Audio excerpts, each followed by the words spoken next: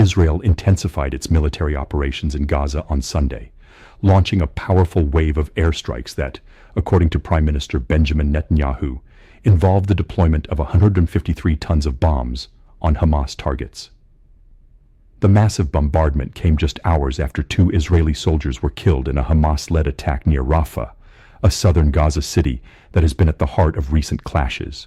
Netanyahu, addressing the Israeli Knesset, described the strikes as a measured but decisive response, emphasizing that Israel would not tolerate continued aggression against its forces or territory. The Israeli Defense Forces, IDF, stated that the targets included weapons depots, underground tunnels, command centers, and rocket launching sites, believed to be used by Hamas militants. The IDF said the airstrikes were carried out with pinpoint precision, though eyewitness accounts and footage from the ground told a different story, showing entire residential blocks reduced to rubble. Gaza's Civil Defense and Health Ministry reported dozens of deaths and many injuries, with many victims trapped beneath collapsed buildings. Hospitals, already struggling with shortages of electricity and medical supplies, were overwhelmed by the sudden influx of casualties. Hamas, in response, denied responsibility for the initial attack that killed the 2 Israeli soldiers. The militant group accused Israel of using the incident as a pretext for renewed escalation and warned that continued aggression would provoke severe consequences.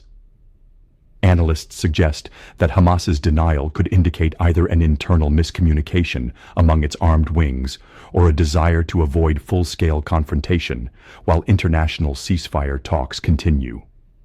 The airstrikes also threatened to derail fragile ceasefire negotiations being mediated by the United States, Egypt, and Qatar. Diplomatic efforts had been ongoing to stabilize the region following weeks of uneasy calm.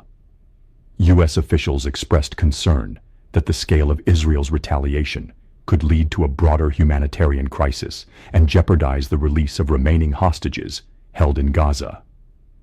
Netanyahu, however, insisted that Israel would do whatever it takes to defend its citizens and restore deterrence.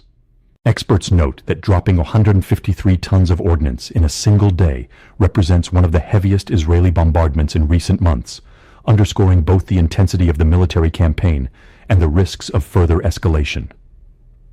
Independent verification of the tonnage and precise details remains difficult due to restricted media access in Gaza. But satellite imagery and local reports confirm widespread devastation across multiple districts. As the world watches the situation unfold, calls for restraint continue to grow from international leaders and humanitarian agencies.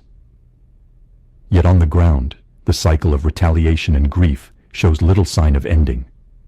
Each strike and counterattack pushing the prospect of lasting peace further out of reach. If you enjoyed this video, don't forget to like, comment, and subscribe. Tap the bell icon so you never miss an update. Your support means the world. See you in the next one.